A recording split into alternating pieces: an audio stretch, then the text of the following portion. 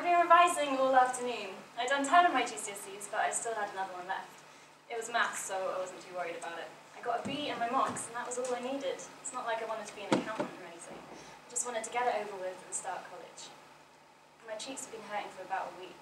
I thought it was just a spot or something, you know, a deep one, but it wasn't going away, and it began to bother me. I was finding it difficult to sleep at night. At least with a spot, you can sleep on the other side. My mum said, "You're just getting a cold, Tess. Is your nose blocked?" "No, I don't think so." "Got any ulcers? I could nip out to the shops and buy some Bonjela. I think your father ate the last tube." "No." I suppose it could be a headache. Or peripheral neuropathy. It was at that point I realised that she'd given up and started Googling it. My dad said, "It'll go away on its own, just give it time." 4 days later, and it still wasn't any better. "I'll book you in at the doctor's." I was seen the next day. I'd forgotten his name. He smelled of bath salts, and he kept humming every time he poked and prodded my cheeks, checked down my throat, and massaged the lymph nodes behind my ears. How long have your cheeks been sore? About a week, I said. Interesting. I'm not going to prescribe you anything just yet, Tessa, but I'd like to recommend that you visit a dentist. The swelling could be linked to a deep toothache. Do you still have any baby teeth? Looks like this is the last time the tooth fairy will be coming to visit, Tess. Have any of your wisdom teeth come through? I'm 45 and I still haven't got any wisdom teeth. What does that say about you? I've got 2 coming through now, but I didn't have any back then. No, I don't. Girls your age. I was 14. Girls your age will always have aches and pains. Your body is growing and changing, and you never know what parts might be growing faster than others. I'm not going to prescribe you anything just yet, Tessa. It's just one of those things. Can I help you with anything else today? No, I guess not. He was smiling, and he practically waved us out the door. I know exactly what he was thinking. Thank you for wasting my time. You don't look too good, Tess. I had sanguinitis. I'm just tired. Take a break from revising. All I needed was a B. She needs an A if she wants to get into college. She just needs to do her best. Come and watch TV. Come and watch a film or something. I did. We watched one of the new James Bonds. I wasn't too keen. Daniel Craig doesn't do it for me. I mean, not that Pierce Brosnan did either, but you know. I only watched 5 minutes of it anyway before I fell asleep. Something isn't right. I know it isn't. You heard what the doctor said. Growing pains. She'll get over it in a day or two. I guess. She saw a doctor. They know what they're talking about. Stop Googling and start listening to a professional. She didn't. Come on, Tess. We're going to the doctor's. Again? Different one. It was much the same as before, only this time he was younger. He walked with his head high and "a'd" instead of "um'd. Ah. I'm not sure which I preferred. Probably the "r'ing. At least it sounded like he was making progress. I told him what the other doctor had said. I thought it might be something to do with toothache. Possibly, but I'd like to take a blood sample, if I may. I hated the sight of blood. It made me feel queasy to my stomach. Hold my hand if you like. Tell me about your day. I did, and it wasn't too bad. I went home, got as much sleep as I could, woke up and sat my final GCSE.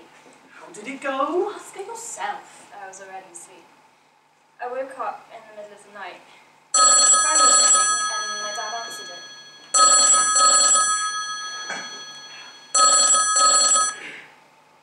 Hello? I need to speak with Tessa Matthews. Is that possible? It's 3 in the morning. Who is this? I'm sorry to wake you. Are you related to Miss Matthews? I'm her father. This is regarding her test results. You need to bring her to the hospital. Can't just wait till the morning.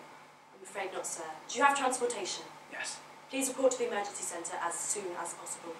I was bundled out of the door by my parents. None of us had any idea what was going on. My dad was more urgent than I'd ever seen him before, and my mum sort of did it and kept tripping over her slippers. She'd forgotten to take them off, so they came to the hospital with us. Tessa Matthews? This way, please. We were ushered into a smaller room just off the main entrance. It was another 20 minutes before anyone else turned up. She didn't say much and just got on with her tasks. She took my temperature, weighed me, and asked me a few questions. What's going on? The doctor will be along shortly, She said, and that was it.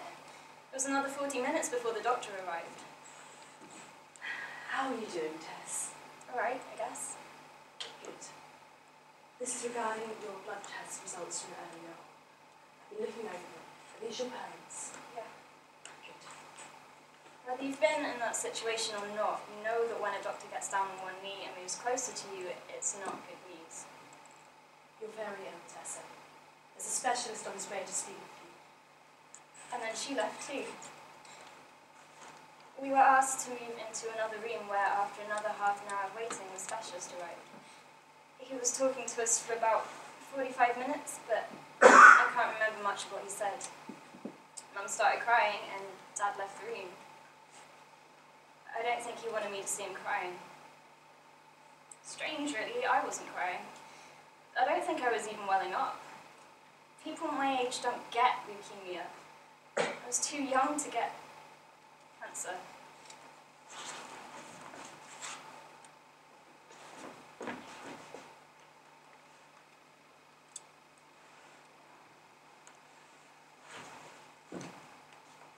My dad came back into the room. We all had a hug. They want to move her to Bay Creek. They said she'd be in for 2 more weeks while they run some more tests. Start her on the chemo. And that was it. Blue lighted to Bay Creek, about half an hour's drive away. Dad drove home to pick up some stuff, some fresh clothes and a toothbrush from home, and Mum came with me in the ambulance. She immediately started Googling. It says she might have to have a bone marrow transplant. I didn't want her to tell me anything. I just wanted to let the doctors tell me what to do. And I felt different. Not physically different. I mean, my cheeks still hurt, but I just felt repulsed by my own body, like I wanted to leave it in a ditch, wave goodbye to it and find a new one. It's like, you know when you have a headache and it's inside you and you don't know why it's chosen you or now to suddenly appear. It's inconvenient and what's the point in it? The chemotherapy doesn't work. It says you'll have to have a bone marrow transplant. The first person I met when I reached Bay Creek was the cook. Hello! I'm the cook! He told me that. Now that you're here, you're either going to want to eat all the time or eat nothing at all. Either way, you're going to find yourself fed. In a few weeks' time, the chemo will have killed off your taste. So eat all the pizzas you can before they start to taste like cardboard. I remember a few days in, I asked for a Diet Coke. You'll be drinking full fat now. Well, what's for dessert? Ice cream, full fat too. You need to keep your weight up. They weigh you every day. They weigh you twice a day. Everything is recorded. Your whole life is laid out in front of you on a chart, graphs mapping your every stat. When I met the cook, I was taken into another room. They struggled to find a suitable vein in my arm or in my hand, so they took blood from my foot. I'm not so squeamish around blood anymore, surprisingly. After that, I was taken into another ward where they fixed me with a Hickman line ready to start chemo. It seemed like just my luck that when they inserted the line, they collapsed my left lung. So I was sat there, being pumped with oxygen with a chest tube trying to reinflate my lung. And it wasn't long after that they decided to start the chemo. I could feel it seeping under my skin. I can't describe it. Only other chemos will know. That and the sound of the pumps and the machines. What's the harbour? Oh, it's a place where they can go watch films, video games, just relax. What, in the hospital? It's part of the young persons unit. With the other kids? Tess says she gets on really well with them. She says even though she's lost most of her hair now, it feels like normal. It was easy to make friends and we always had a good laugh. There was one boy called Callum, about 10. He was always making up jokes. None of them ever made any sense, but because we just kept laughing at them, he kept making them. What do you call a person who is yellow? A cheese statue! What do you call a lake with a duck on it? A poo lake! Mum and Dad's got on well with everyone too. Shelley, one of the other girls on my ward, said to me, Your dad, he's always so positive. When my dad's here, he's always upset. I think that's why he did it. If I go in the ward, depressed, sad, asking if she's okay. Of course I'm not okay. I've got cancer. Just stop asking me and let me deal with it. It's not going to make her better. She doesn't want to be reminded why she's here. I'm her dad. I'm supposed to make her smile, make her happy. Maybe if I do that, she'll forget about everything and just be happy for a minute or two. That's what it's about, really. Just being happy you're alive. Being sad isn't going to make her better. I've got nearly 100 100 cards from my school. Even some of my friends from my theatre group came to visit me. I think they were a bit jealous of the harbour. I had an Xbox One before any of them. Not fair, you've got a jukebox too. Do you get pizza every night? Oh, wicked, look at all those films. God, look, guys who got tutor group have shaved their heads to raise money. They're putting the photos online. You still got Facebook, right? Facebook was a godsend, it really was. It was hard sometimes though. You can never get settled. As soon as there was an infection in anyone in the group, you all had to change beds and you'd feel terrible if it was you, but since there was nothing any of us could do about it, we all just sort of agreed that we wouldn't ever talk about it. You can never get attached to anything. You just sort of had to take what you had and run with it. It's like the chemo. You'd feel fine for a few days and then it would suddenly hit you. And I'd sleep for about 5 days and then I'd wake up craving this huge bowl of pasta. There was a house just away from the hospital called Sycamore Lodge. My parents would stay there sometimes and invite us over when we were feeling up to it for a roast dinner. Come on. Let's play Boggle. Tess? Boggle? It wasn't unusual for us to play games during the day, especially on weekends. Took our minds off the hospital for a while. Okay then, Callum. What do you see?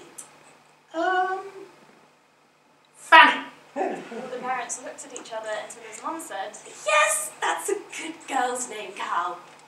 Although there's only one N. Close though. around later, Vagina. all the parents looked at each other. Callum! It's another word for Fanny. Just things like that. You forget about the outside world. There in Bay Creek, we were normal.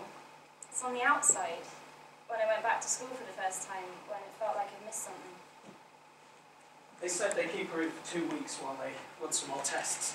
Start her on the chemo. I was there for nearly 6 months before they found a suitable bone marrow donor in Puerto Rico.